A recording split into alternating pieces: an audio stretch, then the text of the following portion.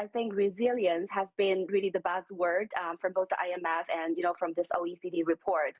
However, I think it's also important to note that the global growth rate has been really projected to be low compared to the decades before, the pandemic. So in a way, 3.1% growth rate is positive, but it's really below the sort of potential. We're not yet revert back, to the pre-pandemic kind of level. And second, I think is really that what John Quelch was talking about, this kind of great variation between countries.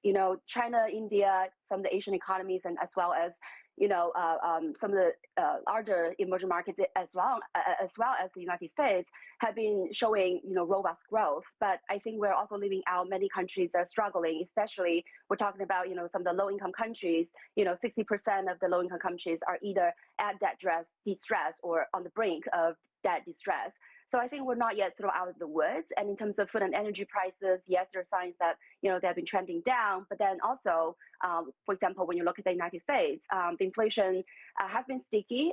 The energy price has gone down, but not as much as back in March.